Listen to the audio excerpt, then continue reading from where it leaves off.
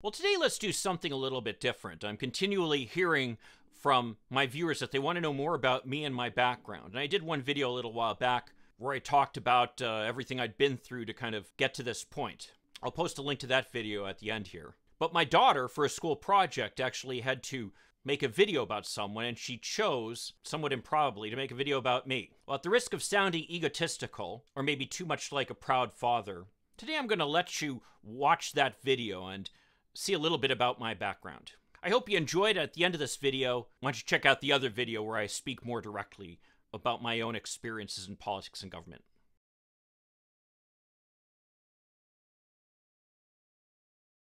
In the past year, prices have gone up on lots of outraged things. over a display outside of a even down to pause on student loan Confederate payments. flag That means 41 million people will not have to pay down their debts until at least May 1st. Tonight, COVID cases are rising in at least 31 states, fueled by the Omicron subvariant BA2. Philadelphia is reinstating its mask mandate beginning tomorrow, and Massachusetts is reporting an uptick.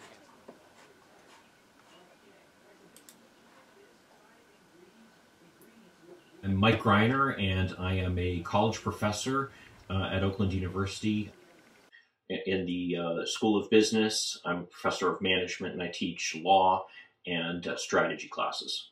My YouTube channel is called Democratic Activist, and it reflects basically what the channel is about.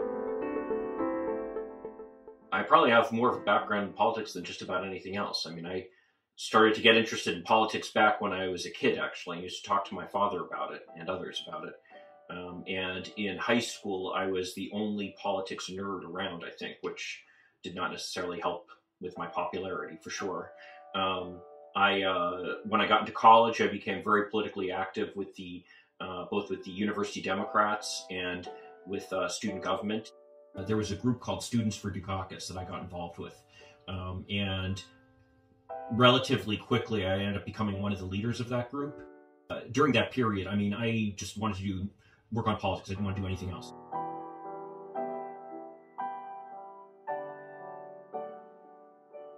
And then directly after that, I started working in politics. My first job was for a state senator in Western Massachusetts. Then I worked for a campaign for governor. Then I worked for a campaign for Congress. Then I worked for a presidential campaign. Then I worked in Washington for a little while. So I've been all over. Ultimately, I ended up working as the deputy mayor of Warren for about 8 years. And after that, then I left government to start my own law practice.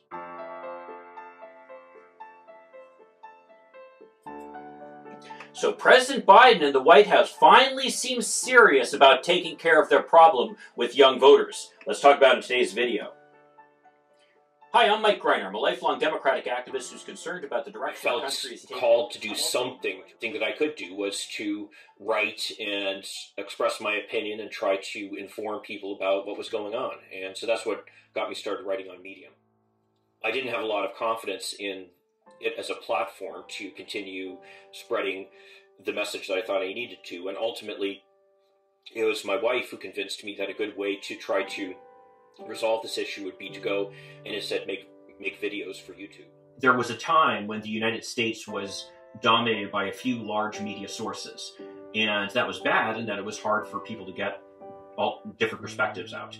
But it did have one advantage in that it made sure that we kind of sorted out the garbage and the untruths from the things that at least had some basis in fact. Well, with the internet and with YouTube, obviously, we've lost that now. There's a lot of information out there that is just incorrect and just doesn't make any sense. And unfortunately, people being who we are, we have ability to essentially change facts to suit or choose which facts we're going to accept based upon what our perception is. We don't necessarily decide upon our views based upon what facts we get, which is how it should be. We will essentially choose facts that comport with what we already believe. As a result of that, we have this proliferation of just false information out there.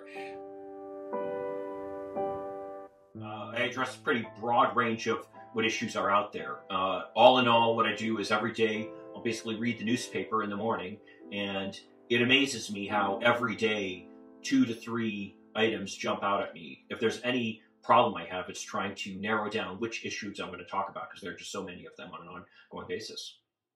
you know, the sources that I rely upon mostly are the New York Times and the Washington Post. Those would be the primary sources. And they are credible newspapers with a history and a commitment to journalistic ethics. So that's primarily who I look to. But, you know, even with them, I will read them with a critical eye. You know, I acknowledge the fact that when any human being is writing, again, they might be trying to get the facts as accurately as possible, but inevitably they're writing their perceptions of it. And that will be colored by what their perceptions are. And so I've at times criticized things that the New York Times and the Washington Post have written. And I will look to other sources. You know, I'll look to CNN. I've even watched Fox News. I try to really have as broad a perspective on the issues that are going on as possible, because essentially by being able to compare all the different sources, I feel like that's where you're able to get some kind of legitimate idea of what's really going on. Well, I have a pretty clear idea of who I'm speaking to. In fact, I'm going to read to you something that was sent to me, a comment that was sent to me by one of my viewers that really moved me. And it says, "You are one gentleman who can be very lighthearted talking about serious matters. I receive a gift every time I watch your videos. It's refreshing to hear someone speak the truth. Finally, a big thank you from the state of Texas. We need Dems here."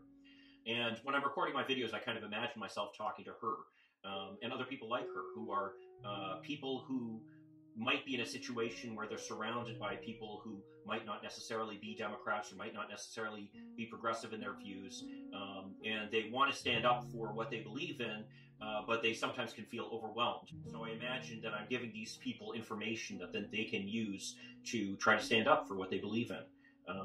So that's kind of how I view the mission of this channel. Fundamentally, I think that we believe that all people have value, just by virtue of the fact that they're people. And that means all people. That means people regardless of their gender, regardless of their sexual orientation, regardless of the color of their skin, regardless of their religion. All people are just people is how I view it. And it really bothers me when I see what I perceive to be injustice being perpetuated against somebody, especially based upon some characteristic that they might not be able to control. Like, then, in the meantime, let's hope for continued progress. Thank you.